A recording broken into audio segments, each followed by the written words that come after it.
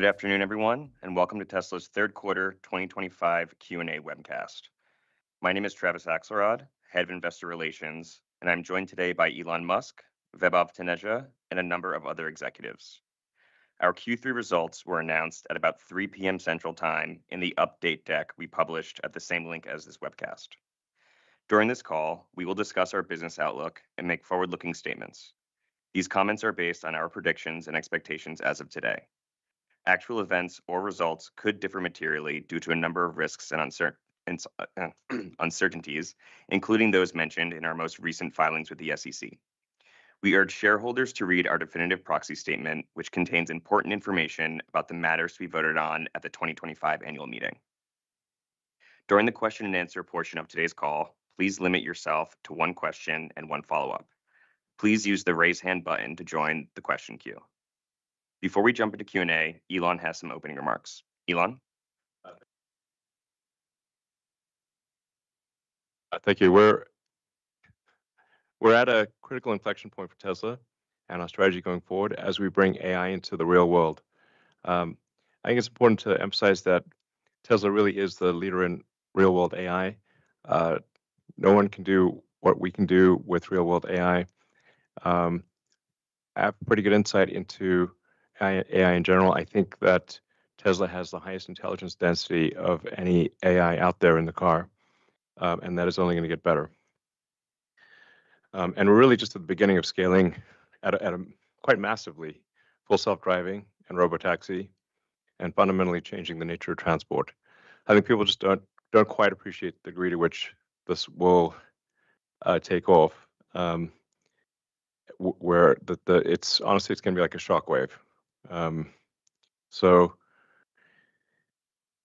it's because the cars are all out there. We have millions of cars out there that, with a software update, become full self-driving cars, and we're making a couple million a year. And in fact, with the advent of with what we see now as a clarity on achieving full self-driving, unsupervised full self-driving, I should say, I feel confident in expanding Tesla's production. So that is our intent, to expand as quickly as we can our future production. So I was reticent to do that until we had clarity on achieving unsupervised full self-driving, but at this point, I feel like we've got clarity, and it makes sense to expand production as fast as we reasonably can. We're also making huge impact on the energy sector with battery storage. So with both the Powerwall and especially with the Megapack, we are dramatically improving the ability to generate more energy from the grid. So let me sort of talk a little bit about that, which is, if you look at total U.S. energy capability, for example, there's roughly a terawatt of continuous power available in the U.S., but the average usage over a 24-hour cycle is only half a terawatt because of the big difference between day and night usage. If you buffer the energy with batteries, you can effectively double the energy output of the United States just with batteries, building no incremental power plants. And it's very difficult to build power plants. So they take a long time. There's a lot of permitting, and it's not an industry that's used to moving fast. So we see the potential there for Tesla battery packs to greatly improve the energy output per year for any given grid, US or otherwise. We're also on the cusp of something really tremendous with Optimus, which I think is likely to be, or has potential to be, the biggest product of all time. And it's a difficult project, and it's worth noting that it's not like it's just automatic. I'm unaware of any robot program by Ford or GM or any of our U.S. sort of car companies. People I think maybe think of Tesla as a car company. We mostly make cars and battery packs, but so it's not like it's not just like an obvious fall off a log thing to make Optimus, but we do have the ingredients of real world AI um, and exceptional electrical and mechanical engineering capabilities um, and the ability to scale production, which I don't think anyone else has all of those ingredients. Um, so yeah, with version 14 of the of self-driving, which you can see the reactions of people online. They're quite amazed. Actually, anyone in the US can get version 14 if they just go and select, I want the advanced software in their car. So if you're listening right now and you'd like to try it out, just go in settings and say, I want the advanced software, and you will get version 14. And yeah, so on the Megapack front, we unveiled Megablock, Megapack 3. We also have exciting plans for Megapack 4. Megapack 4 will incorporate a lot of the a lot of what is normally in a substation and be able to output at probably 35 kilovolts directly. So this greatly improves our ability to deploy Megapack because it's not dependent on building a substation up through 35 kV for Megapack 4. So that'll be that's the engineering priority for Megapack. And we look forward to unveiling Optimus V3. Probably in Q1. I think it'll be ready for to show off, and that I think is going to be quite remarkable. It won't even seem like a robot. It'll seem like a person in a robot suit, which is kind of how we started off with Optimus. But it'll seem so real that you'll need to poke it, I think, to believe that it's actually a robot. And obviously, the real world intelligence we've developed for the car, most of that transfers to Optimus. So it's a very good starting point.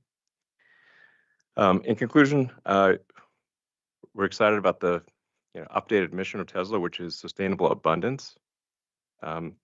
So going beyond sustainable energy to say sustainable abundance is the mission, where we believe with Optimus and self-driving that you can actually create a world where there is no poverty, where everyone has access to the finest medical care. Optimus will be an incredible surgeon, for example. And imagine if everyone had access to an incredible surgeon. So I think there's, of course, we need to make sure Optimus is safe and everything, but I do think we're headed for a world of sustainable abundance, and that I'm excited to work with the Tesla team to make that happen. Great. Thank you very much, Elon. Vaibhav also has some opening remarks. Thanks, Travis. Q3 was a special quarter at multiple levels. We set new records not just for deliveries and deployments, but also around a range of financial metrics from total revenues, energy gross profit, energy margins to free cash flow. This was the result of continued confidence of our customers in our products and the relentless efforts by the Tesla team. The strength in deliveries was attributed to strong performance across all regions. Greater China and APAC were up sequentially 33 and 29% respectively. North America was up 28%, while EMEA was up 25%. The pace in deliveries was the function of continued excitement around the new Model Y. We had previously talked about 2025 being the year of the Y and have since delivered on that promise with the new Model Y released in Q1, followed by Model Y long wheelbase and performance, and more recently, Standard Y in North America and EMEA. We're now operating a robotaxi in two markets, Austin and most Bay Area cities. We've already expanded our coverage area in Austin 3 times since the initial launch and are on pace to continue expanding further. Unlike our competitors, our robotaxi fleet blends in the markets we operate in since they don't have extra sensor sets or peripherals which make them stick out. This is an underappreciated aspect of our current vehicle offerings, which are all designed for autonomous driving. We feel that as people experience the supervised FSD at scale, the demand for our vehicles, like Elon said, would increase significantly. On the FSD adoption front, we've continued to see decent progress. However, note that total paid FSD customer base is still small, around 12% of our current fleet. We're working with regulators in places like China and EMEA to obtain approvals so that we can get FSD in those regions as well. Now, covering a little bit on the financial side, automotive revenues increased 29% sequentially in line with the growth in deliveries.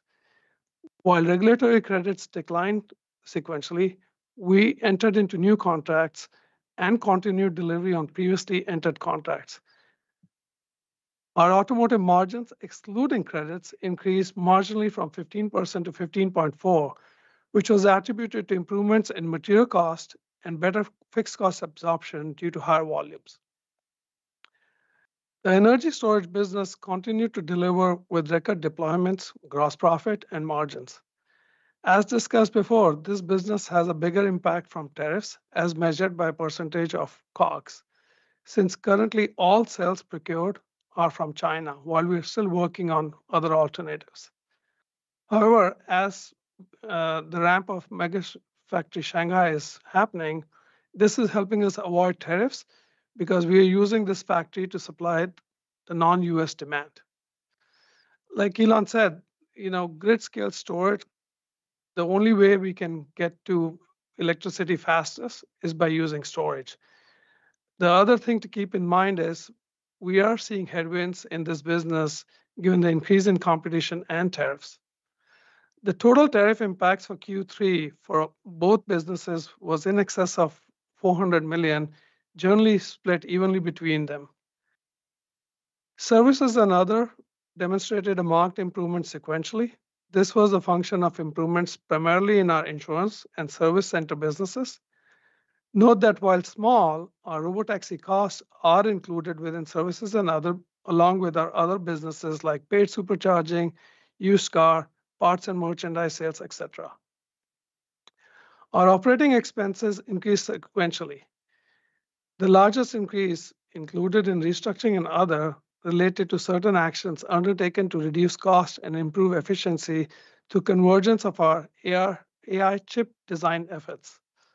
Additionally, we incurred legal expenses related to proceedings in certain legal cases, as well as incremental costs incurred in preparation for our shareholder meeting. Such costs are recorded within SG&A. Further, our employee-related spend is increasing, especially in R&D, as we have recently granted various performance-based equity awards to employees working on AI initiatives, and therefore such spend will continue to increase going forward. On other income, our other income decreased sequentially, primarily from mark-to-market adjustments on BTC holdings, which was a much smaller gain of $80 million in Q3 versus $284 million in Q2, with the rest of the movement attributable to FX movements in the quarter. Our free cash flow for the quarter was approximately $4 billion, which was yet another record. Our total cash and investments at the end of the quarter were over $41 billion. On the CapEx front, while we are expecting to be around $9 billion for the current year, we're projecting the numbers to increase substantially in 2026 as we prepare the company for the next phase of growth, in terms of not just our existing businesses, but our bets around AI initiatives, including Optimus. In conclusion, note that bringing AI into real world is hard, but we have never shied away from doing what is hard. We are extremely excited about the future and are laying down the foundation, the benefits of which will be realized over years to come. I would like to end by thanking the Tesla team, our customers, our investors, and supporters for the continued belief in us. Thank you very much, Vaibhav. Now let's go to investor questions. From say.com, the first question is, what are the latest robotaxi metrics, fleet size, cumulative miles, rides completed, intervention rates, and when will safety drivers be removed? What are the obstacles still preventing unsupervised FSD from being deployed to customer vehicles? I'll start off with that, and then Ashok can elaborate. But we are expecting to have no safety drivers in at least large parts of Austin by the end of this year. So within a few months, we expect to have no safety drivers at all, at least in parts of Austin. We're obviously being very cautious about the deployment. So our goal is to be actually paranoid about deployment, because obviously even one accident will be front page headline news worldwide. So it's better for us to take a cautious approach here. But we do expect to have no safety drivers in the car in Austin within a few months. I think that's perhaps the most important data point. And then we do expect to be operating robotaxi in I think about 8 to 10 metro areas by the end of the year. It depends on various regulatory approvals. But you can actually, I think most of our regulatory applications are online. You can kind of see them because they're public information. But we expect to be operating in Nevada and Florida and Arizona by the end of the year. Ashok? Yeah, we continue to operate our fleet in Austin without anyone in the driver's seat. And we have covered more than 250,000 miles with that. And then in the Bay Area, where we still have a person in the driver's seat because of the regulations, we crossed more than 1 million miles. And we continue to see that the fleet, robotaxi fleet, works really well. Customers are really happy, and there's no notable issues. On the customer side, customers have used FSD Supervised for a total of 6 billion miles as of yesterday. So that's like a big milestone. And overall, the safety continues to be very good. And as Elon mentioned, we are on track to remove the person from inside the car altogether, starting with Austin. Great. The next question is, what is the demand and backlog for Megapack, Powerwall, solar, or energy storage systems? With the current AI boom, is Tesla planning to supply power to other hyperscalers? Thanks. Demand for Megapack and Powerwall continues to be really strong into next year. We received very strong positive customer feedback on our Megablock product, which will begin shipping next year out of Houston. And we're seeing remarkable growth in the demand for AI and data center applications as hyperscalers and utilities have seen the versatility of the Megapack product to increase reliability and relieve grid constraints, as Elon was talking about. We've also seen a surge in residential solar demand in the US due to policy changes, which we expect to continue into the first half of 2026 as we introduced a new solar lease product. And we also began production of our Tesla residential solar panel in our Buffalo factory, and we will be shipping that to customers starting Q1. The panel has industry-leading aesthetics and shade performance and demonstrates our continued commitment to US manufacturing. Great. Thank you, Mike. Unfortunately, the next question is related to future products. This is not the appropriate venue to cover that, so we're going to have to skip it. The question after that is, what are the present challenges in bringing Optimus to market, considering app control software, engineering hardware, training general mobility models, training task-specific models, training voice models, implementing manufacturing, and establishing supply chains? Yeah, I mean, bringing Optimus to market is an incredibly difficult task. To be clear, it's not like some walk in the park. At some point, I mean, actually, technically, Optimus can walk in the park right now. We do have Optimus robots that walk around our offices at our engineering headquarters in Palo Alto, California, basically 24 hours a day, 7 days a week. So any visitors that come by, you actually you can stop one of the Optimus robots and ask it to take you somewhere, and it'll literally take you to that meeting room or that location in the building. So I don't want to downplay the difficulty of Optimus. It's an incredibly difficult thing, especially it's difficult to create a hand that is as dexterous and capable as the human hand, which is the human hand is an incredible thing. That the more you study the human hand, the more incredible you realize the human hand is, and why you need 4 fingers and a thumb, why the fingers have certain degrees of freedom, why the various muscles are of different strengths, the fingers are of different lengths, and it turns out actually that those are all there for a reason, and so making the hand and forearm, because most of the actuator, just like the human hand, the muscles that control your hand are actually primarily in your forearm. The Optimus hand and forearm is an incredibly difficult engineering challenge. I'd say it's more difficult than the rest from an electromechanical standpoint. The forearm and hand is more difficult than the entire rest of the robot. But really, in order to have a useful generalized robot, you do need an incredible hand, and then you need the real world AI, and you need to be able to scale up that production to have it be relevant, because it's not relevant if it's just a few hundred robots. But so you need to be able to make Optimus robots at volumes comparable to vehicles, if not significantly higher. So if you're trying to make 1 million or something per year, trying to make 1 million Optimus robots per year, that manufacturing challenge is immense, considering that the supply chain doesn't exist. So with cars, you've got an existing supply chain. With computers, you've got an existing supply chain. With a humanoid robot, there is no supply chain. So in order to manufacture that, Tesla actually has to be very vertically integrated and manufacture very deep into the supply chain, manufacture the parts internally, because there just is no supply chain. So this is the kind of thing where I'm like, if I put myself in the position of a startup trying to make a humanoid robot, I'm like, I don't know how to do it without an immense amount of manufacturing technology. So that's why I think like Tesla's in almost a unique, I think unique position when you consider manufacturing technology scaling, real world AI, and a truly dexterous hand.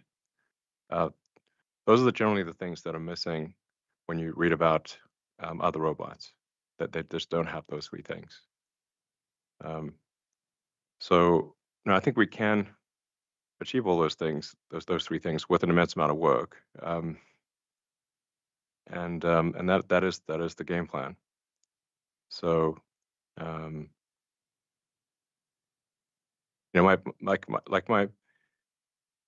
fundamental concern with regard to how much voting control I have at Tesla is, if I go ahead and build this enormous robot army, can I just be ousted at some point in the future? That's my biggest concern. That is really the only thing I'm trying to address with this. So it's called compensation, but it's not like I'm going to go spend the money. It's just, if we build this robot army, do I have at least a strong influence over that robot army? Not control, but a strong influence. That's what it comes down to in a nutshell. Like, I don't feel comfortable building that robot army if I don't have at least a strong influence. Great, thank you. We've already covered robotaxi expansion. Unfortunately, the question after that is another future product question, so we're going to have to skip that. The next one, though, is can you update us on the $16.5 billion Samsung chip deal in Taylor? Given the importance of semiconductors to autonomy in Tesla's AI-driven future, what gives you confidence Samsung can fulfill AI6 at Tesla's timelines and achieve relatively better yields and cost versus TSMC? Okay, so I'm gonna give quite a long answer to this question because I have to unpack this question and then answer the unpacked version. So first of all, I have nothing but great things to say about Samsung. They're an amazing company, and Samsung, it is worth noting, does manufacture our AI4 computer and does a great job doing that. So now with the AI5, and here's I need to make a point of clarification relative to some comments I've made publicly before, which is we're actually going to focus both TSMC and Samsung initially on AI5. So the AI5 chip designed by Tesla is, I think it's an amazing design. I've spent almost every weekend for the last few months with the chip design team working on AI5. And I don't hand out praise easily, but I have to say that I think the Tesla chip team is really designing an incredible chip here. This is, by some metrics, the AI5 chip will be 40 times better than the AI4 chip. Not 40%, 40 times. Because we have a detailed understanding of the entire software and hardware stack. So we're designing the hardware to address all of the pain points in software. I don't think there really isn't anyone that's doing this, the entire stack, all the way through real world, calibrating against the real world where you've got cars and robots in real world. That, like, we know what the chip needs to do, and we know what, just as importantly, we know what the chip doesn't need to do. To sort of give you some examples here, with the AI5, we deleted the legacy GPU or the traditional GPU, which is it's in AI4, but AI5 does not have. We just deleted the legacy GPU because it basically is a GPU. We also deleted the image signal processor, and there's like a long list of deletions that are very important.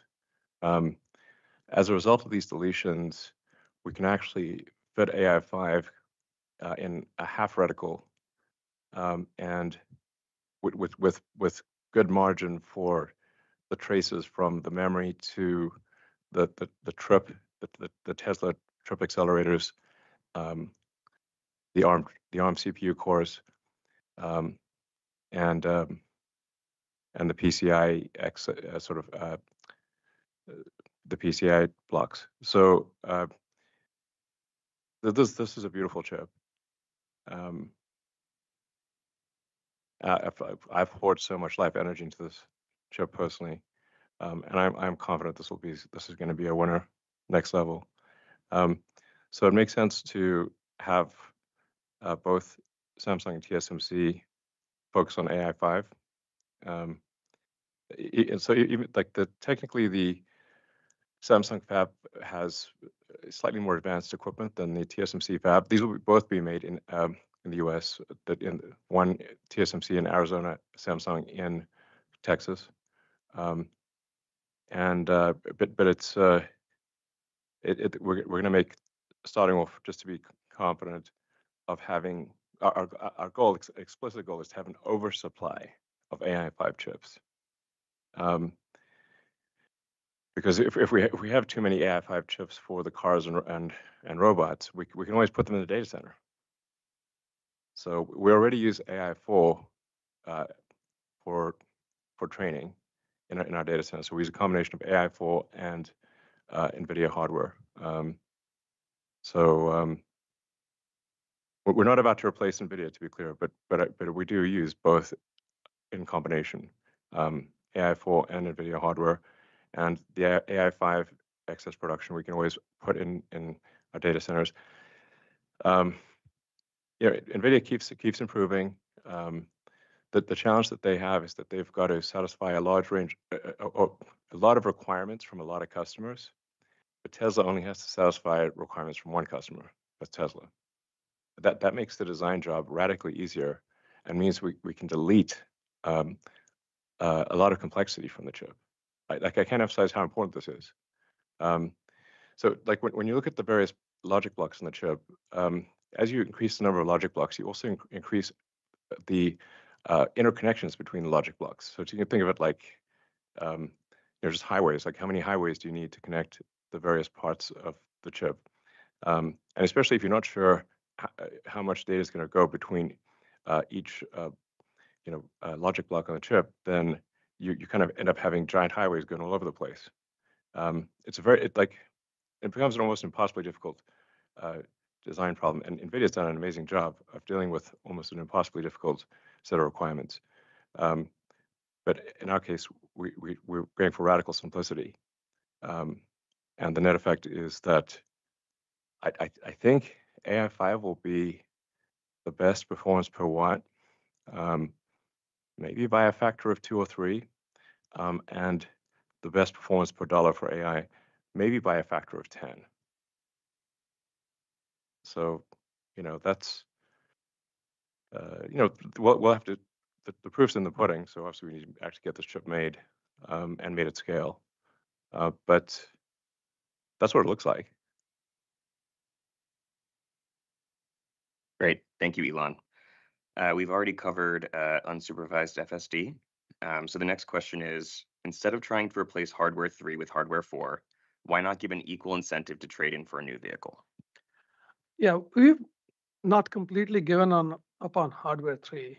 However, over the last year, we've offered the customers the option to transfer FSD to their new vehicle, which at times we've been running some promotions. If they got FSD, they can get better preferential rates. So we've been definitely taking care of this, but we do want to solve autonomy first, and then we'll come back with a way to take care of these customers. These customers are very important. They were the early adapters. For what it's worth, my daily commuter is a hardware 3 car, which I use FSD on a daily basis. So we will definitely take care of you guys. Great. Thank you. In addition, once the V14's release series is fully done, we are planning on working on a V14 Lite version for hardware 3, probably expected in Q2 next year. Awesome. Thanks, Ashok. Alrighty, our final question from Say is, how long until we see self-driving Tesla semi-trucks? And could you see this technology replacing trains? Yeah, so I guess I'll start with that in terms of the semi production plan and schedule. So the factory is going on schedule. We've completed the building and are installing the equipment now. We've got our fleet of validation trucks driving on the road. We'll have larger builds towards the end of this year, and then our first online builds in the first part of next year, ramping into the Q2 timing with real volume coming the back half of the year. So that's going quite well, and that's the first step to obviously getting autonomous trucks on the road. In terms of trains, they're really great for long point-to-point deliveries. They're super efficient, but that last mile, the load unload, can be better served for shorter distances with autonomous semis, and that would be great. And so we do expect that to probably shift as we, really, as Elon said, change the way transportation is considered. And so we're looking forward to that timeline. And Ashok, I know you can take the full self-driving part. Currently, the team is super focused on solving for passenger vehicle autonomy. That said, the same technology will extend quite easily to the semi-truck once we have a little bit of data from the semi-trucks. Great. And now we will move over to analyst questions. The first question comes from Emmanuel at Wolf. Emmanuel, please go ahead and unmute yourself. Great. Thanks so much. Hi, everybody. So, Ilan, you talked about expanding production of vehicles as fast as possible now that you have confidence in the unsupervised autonomy. How should we think about that in the context of your existing capacity of 3 million units? Is that where you're hoping to get volume to? What sort of timeline are we talking about? And would this require, some level of boosting or incentivizing demand? Like, would this basically be prioritizing volume over near-term profitability given the longer-term opportunity? Well, our capacity isn't quite 3 million, but it will be 3 million at some point. Aspirationally, it could be 3 million within. We could probably hit an annualized rate of 3 million within 24 months, I think, maybe less than 24 months. Bearing in mind, there's an entire supply chain, like a vast supply chain that's got to also move in tandem with that. But we're gonna expand production as fast as we can, and as fast as our suppliers can sort of keep up with it. And then we're going to think about where do we build incremental factories beyond that. Like the single biggest expansion in production will be the Cybercab, which starts production in Q2 next year. That's really a vehicle that's optimized for full autonomy. It, in fact, does not have a steering wheel or pedals, and is really an engineering optimization on minimizing cost per mile, for like fully considered cost per mile of operation. So that's, for our other vehicles, they still have a little bit of the horseless carriage thing going on, where obviously if you've got steering wheels and pedals and you're designing a car that people might want to go, fast acceleration and tight cornering, like high performance cars, then you're going to design a different car than one that is optimized for a comfortable ride, but doesn't expect to go past sort of 85 or 90 miles an hour, and it's just aiming for a gentle ride the whole time. That's what Cybercab is. So it's. Do I think we'll sacrifice margins? I don't think so. I think the demand will be pretty nutty. Like here's the killer app. Really, what it comes down to is, can you text while you're in the car?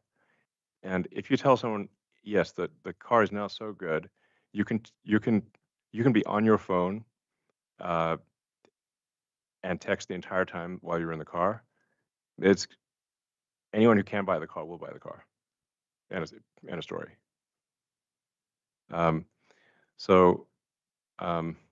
That's what everybody wants to do. In fact, not everyone wants to do it. They do that.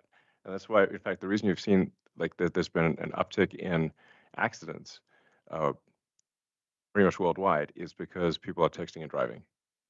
Autopilot actually dramatically improves the safety here, because if somebody's looking down at their phone, they're not driving very well. So that's really the game changer. We do see, like, at this point, I feel, essentially 100% confident. I say not essentially, 100% confident that we can solve unsupervised full self-driving at a safety level much greater than human. So we've released 14.1. We've got a technology roadmap that's, I think, pretty amazing. We'll be adding reasoning to the car. Our world simulator for reinforcement learning is pretty incredible. When you see it, the Tesla reality simulator, you can't tell the difference between the video that's generated by the Tesla reality simulator and the actual video. It looks exactly the same.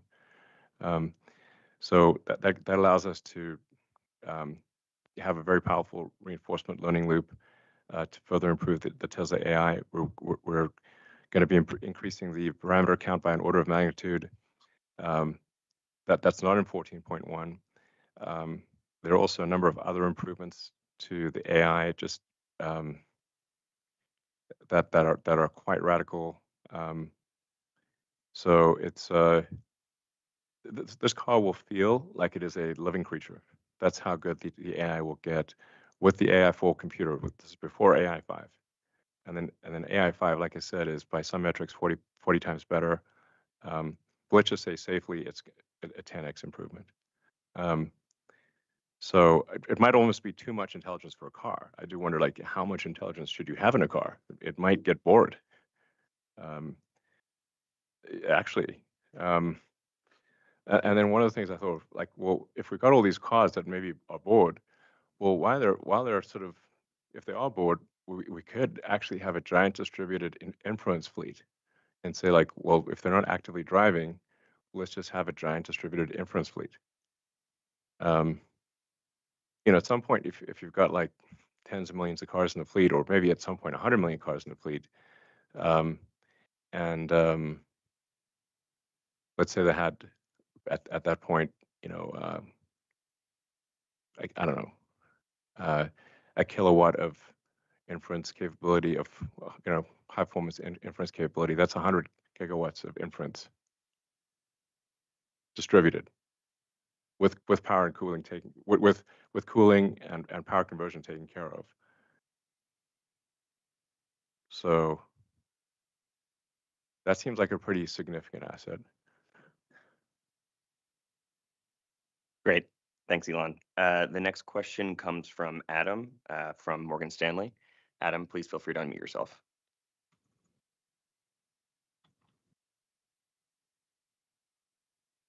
Adam, go ahead and ask your question. Seems like we might be having some audio issues with Adam, so we'll come back to you. The next question will then come from Dan from Barclays.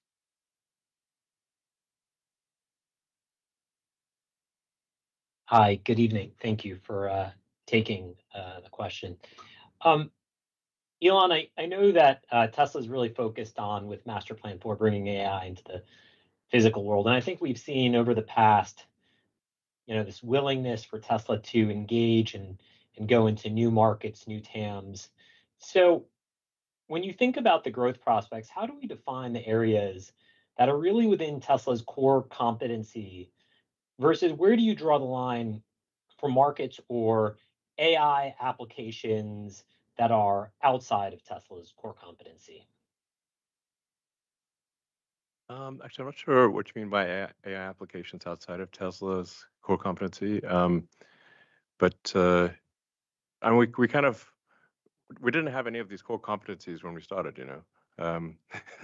So it's like we had zero core competencies, total competency of zero, actually. So I mean, you can think of Tesla as, like, I don't know, a dozen startups in one company. And I've initiated every one of those startups. So it's we didn't used to make battery packs, so stationary battery packs, but now we do. We make them for the home, make them for utility scale with Powerwall Megapack. We created the supercharger network globally. No one else has created a global supercharger network. In fact, that North American supercharger network is so good at that basically every other manufacturer in North America has converted to our standard. And uses the Tesla supercharger network. But if it was so easy, why don't they just do it? And the chip design team started that from scratch. The Tesla AI software team was started from scratch. I literally just say, hey, we're going to start this thing. I post it on Twitter, now X, and then join us if you'd like to build it. In fact, Ashok was, I believe, the first person I interviewed for the Tesla Autopilot team, which we now call the Tesla AI software team, because it is the AI software team. So it's core competencies created while you wait.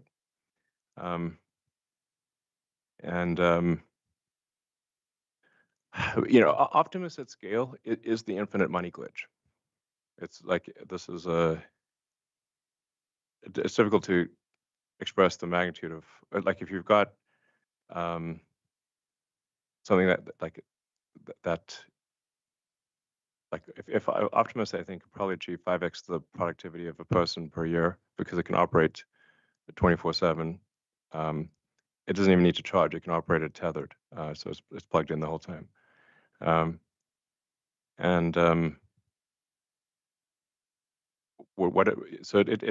why I call it like a future of sustainable abundance, where working will be optional. You know, there's a limit to how much AI can do in terms of enhancing the productivity of humans, but there is not really a limit to AI that is embodied. That's why I call it the infinite money glitch. I mean, one thing which I'll further add is, I mean, people forget like our first iteration of autopilot was 10 years back. So, you know, Elon had started this way back in the Yeah. day. We've got the tweets to prove it. Exactly. And then even on the Optimus side, right, as much as people think, okay, this is a new thing, I still remember, was it 4+ years back, we were in a finance meeting with Elon, and Elon said, hey, our car is a robot on wheels. And that's where we started developing. In fact, most of the engineering team, which is working on Optimus, has come from the vehicle side. And that's why, you know, when we talk about manufacturing prowess, we have the wherewithal because the same engineers who worked back in the day on drive units are working on actuators now. So that's where we can do, if there is any company which can do it at scale, that is going to be us. But we also have actually added a lot of new engineers as well to the team. So there's actually a lot of the credit for the Optimus engineering is actually also new engineers, many of them that are just out of college actually. Yeah. So the Optimus engineering team is a very talented engineering team. I'd say like wow, actually. So you know, the Optimus reviews at this point are there's the engineering review, and then there's the manufacturing review being done simultaneously with an iterative loop between engineering design and manufacturing. Because then we see we design something and we say like, oh man, that's really difficult to make. We need to change that design to make it easier to manufacture. So we've made radical improvements to the design of Optimus while increasing the functionality, but making it actually possible to manufacture. Like I'd say Optimus 2 is almost impossible to manufacture, frankly. But to Vaibhav's point, we've gone from you know, a person in a robot outfit to what people have seen with Optimus 2.5, where it's doing kung fu. You know, it was like Optimus was at the Tron premiere doing kung fu, you know, just out in the open, you know, like with Jared Leto. Like there wasn't nobody was controlling it. It was just doing kung fu with Jared Leto, you know, at the Tron premiere. You can see the videos online. Actually, the funny thing is, like, a lot of people walked past it thinking it was just a person, even though with Optimus 2.5, you can see that it has you know, a waist that's 3 inches wide, which is obviously not a human. The movements were so human-like that a lot of people didn't realize they were looking at a robot. So, and what I'm saying is like Optimus 3 will be a giant improvement on that, animated scale. But like I said, a very difficult thing. You know, the Optimus sort of engineering and manufacturing reviews, and there's the Friday night meeting with Optimus, which sometimes goes till midnight, and then my Saturday meeting is the Saturday afternoons with the AI 5 chip design team. So those two things are crucial to the future of the company. Great. And Dan, did you have a follow-up? Yeah, I mean, just as a related, maybe you could just talk about to what extent are the AI efforts at Tesla and xAI complementary, or are they just different forms of AI? Maybe you could just help distinguish for the audience. Thank you. Yeah, there are different forms of AI. So the you know the XAI sort of Grok is like a giant model that you could not possibly squeeze Grok onto a car. That's for sure. It is a giant beast of a model. It's with Grok, it's trying to solve for artificial general intelligence with a massive amount of AI training compute and inference compute. So, for example, for Grok 5 will actually only run effectively on a GB300. That's how much of a beast that Grok 5 is. So, whereas Tesla's, models are, I don't know, maybe about less than 10% the size, maybe closer to 5% the size of Grok. So, yeah, they're really coming at the problem from very different angles. XAI and Grok are they're competing with Google Gemini and OpenAI ChatGPT and that kind of thing. So and some of it's complementary. I mean, for example, for Grok Voice, being able to interact with Grok in the car is cool. Grok for Optimus voice recognition and voice generation is Grok, so that's helpful there. But they are coming at it from kind of opposite ends of the spectrum. Alrighty. Adam, let's give it another try. When you're ready, please unmute yourself for the next question.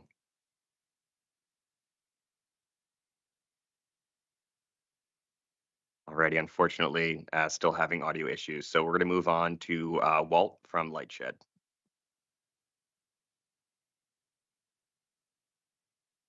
Walt, please go ahead and unmute yourself. Can you hear me now? Yes. Perfect. Thank you.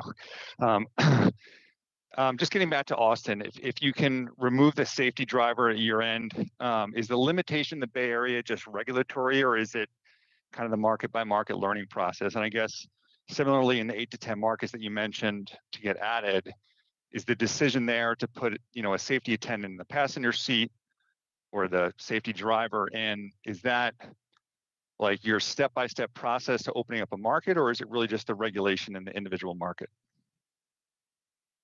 Well, I think even if the regulators weren't making us do it, we'd still do that as the sort of right sort of cautious approach to a new market. So just to make sure that we're being paranoid about safety, I think it makes sense to have a sort of either safety driver or safety occupant in the car when we first go to new markets to confirm that there's not something we're missing. Because all it takes is like 1 in 10,000 trips to go wrong, and you've got an issue. So it's just to make sure, like, is there some peculiarity about a city, like a very difficult intersection, or I don't know, something that's an unexpected challenge in a city for that 1 in 10,000 situation. So I think we probably could just let it loose in these cities, but we just don't want to take a chance. And like, what we're talking about here is maybe 3 months of safety driver in a new metro to confirm that it's good, and then we take the safety driver off, that kind of thing. Okay, and then on FSD 14, it has a different feel than 13, and it's also, I think, a little different than what it feels like in Austin. Is it basically different development path that you're doing in terms of the robotaxi stuff versus what you're dropping to the early adopters? And when you push these new builds, is it that you're looking for notable improvements in intervention rates, or is that largely solved and it's more about adding the functionality like the parking, the drive modes, or just the overall comfort? No, the first priority when we release a major new software architecture for Autopilot is safety. So it starts off with safety, obviously safety prioritized, and then we solve comfort thereafter, which is why I don't recommend people take the the initial version, like that's why I say, like, yeah, most people should wait until 14.2 before they actually download version 14, because by 14.2 we'll have addressed many of the comfort issues. The priority is very much safety first, and then thereafter the comfort issues. That's why most people, I'm like, it'll be a little, like, it'll be safe but jerky. And we just need time to kind of smooth the rough edges, and solve for comfort in addition to safety with a major news autopilot architecture change. But it really is. I mean, I know what the roadmap is for the Tesla real world AI, and at a very granular detail. Obviously, Ashok is leading that. And I mean, I spent a lot of time with the team going, in like excruciating detail here on what we're doing to improve the real world AI. Like I said, this car is going to feel like it is a living creature, and that's with AI 4 before even AI 5. Yeah, the roadmap is super exhilarating. Like it's like so like waiting so much, like release all the stuff we are working on in terms of like what we ship to customers versus robotaxi. It's mostly the same. Obviously, customers have some more features like they can choose the car wants to park in a spot or driveway or something like that, which is not super relevant for robotaxi. But there's only like a few minor changes like those ones. But the majority of the algorithms and the architecture, everything is the same between those two platforms. Yeah, but and as I mentioned earlier, like we'll be adding reasoning to I don't know, Ashok, is that like reasoning in like 14.3, maybe 14.4, something like that? Yeah, 3 or 4 by end of this year for sure. Yeah. So with reasoning, it's literally going to think about which parking spot to pick at the. So it's going to say this is the entrance, but actually probably there's not a parking spot right at the entrance. If it's a full, if the parking lot is fairly full, the probability of an open parking spot right at the entrance is very low. But actually, what it'll simply do is drop you off at the entrance of the store and then go find a parking spot. But it's going to get very smart about figuring out a parking spot. It's going to it's going to spot empty spots much better than a human. It's got 360-degree vision, and it's going to, like I said, just it's going to use reasoning to solve things. And fitting that all inside the computer that has AI4 is the actual challenge. That's what the team is working on. Because obviously you can do reasoning on the server that takes forever, but then in car you need to make real-time decisions. So fitting all that into the computer that's in the car, that's the challenge. Yeah, that's why I say I have a pretty good understanding of like AI, the sort of the giant model level with Grok and with Tesla, and like I'm confident in saying that Tesla has the Tesla AI has the highest intelligence density. When you look at the intelligence per gigabyte, I think like Tesla AI is probably an order of magnitude better than anyone else. And it doesn't have any choice because that AI has got to fit in the AI4 computer. But the discipline of having that level of AI intelligence density will pay great dividends when you go to something that has an order of magnitude more capability like AI5. Now you have that same intelligence density, but you've got 10 times more capability in the computer. Great. The next question will come from Colin at Oppenheimer. Colin, please unmute yourself when you're ready.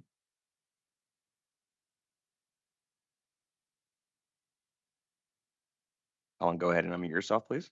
Thanks so much, guys. I appreciate you bringing up the challenges of hand dexterity in humanoids, along with the complexity of the supply chain and the vertical integration you guys are pursuing.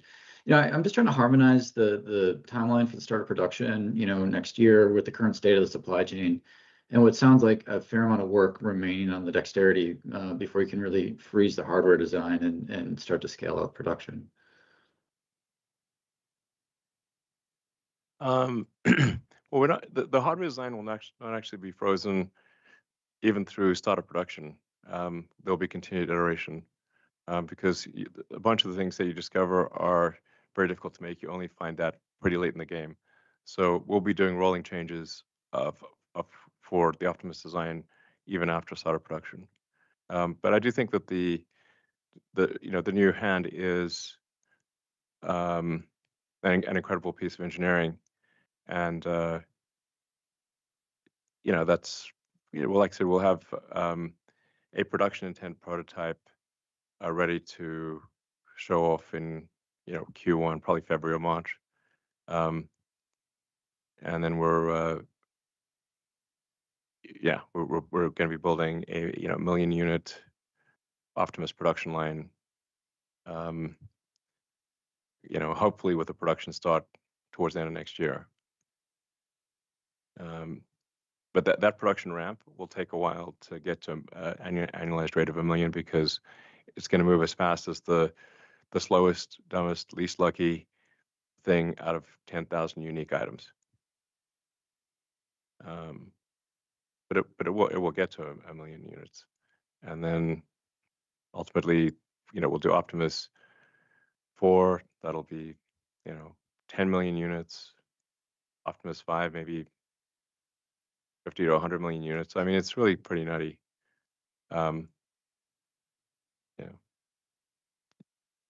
Alrighty. That is unfortunately all the time we have for Q&A today. Before we conclude, though, Vaibhav has some closing remarks. Thanks, Travis.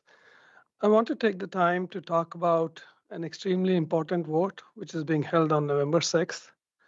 The meeting will shape the future of Tesla, and we are asking you, as our shareholders, to support Elon's leadership through the 2 compensation proposals and the re-election of Ira, Kathleen, and Joe to the board. Note that it is a team sport, and here at Tesla, the board is an integral part of the winning team. Shareholders are at the center of everything we do at Tesla, and a special committee has laid out a compensation package. Like Elon said, we don't even want to call it a compensation package. Yeah, it's not. The point is, I just like there needs to be enough voting control to give a strong influence, but not so much that I can't be fired if I go insane. But and I think that sort of number is in the mid-20s approximately. As a company that has already gone public, we've investigated every possible way to how do you achieve increased voting control without is there some way to have like a super voting stock? But there really isn't. There is no way to have a super voting stock after you've gone public. But for example, Google, Meta, many other companies have this, but they had it before they went public, and so it sort of gets, I guess, grandfathered in. Tesla does not have that, so it's just like I said, I just don't feel comfortable building a robot army here and then being ousted because of some asinine recommendations from ISS and Glass Lewis, who have no friggin' clue. I mean, those guys are corporate terrorists. And the problem, so let me explain the core problem here is that so many of the index funds, the passive funds, vote along the lines of whatever Glass Lewis and ISS recommend. Now, they've made many terrible recommendations in the past that, if those recommendations had been followed, would have been extremely destructive to the future of the company. But if you've got passive funds that essentially defer responsibility for the vote to Glass Lewis and ISS, then you can have extremely disastrous consequences for a publicly traded company if too much of the publicly traded company is controlled by index funds. It's de facto controlled by Glass Lewis and ISS. This is a fundamental problem for corporate governance because they're not voting along the lines that are actually good for shareholders. That's the big issue. I mean, that's what it comes down to. ISS, Glass Lewis, corporate terrorism. Yeah, and I would say, the special committee did an amazing job in constructing this plan for the benefit of the shareholders. There's nothing which gets passed on till the time shareholders make substantial returns. So that's why, in the end, I would say I would urge you to not only vote on the plan, but also vote on all the 3 directors because of their exceptional knowledge and experience. And literally, we at Tesla work with these directors day in, day out. I mean, there is not even a single day that one of the directors I haven't spoken to or one of my colleague hasn't spoken to. And even the directors out here are not just reading out of PowerPoint presentations. They're actually working with us day in, day out. So again, I just urge you guys as shareholders to vote along the board's recommendation. Thank you, guys. Great. Thank you, Vaibhav. We appreciate everyone's questions today. We look forward to talking to you next quarter. Thank you very much and goodbye.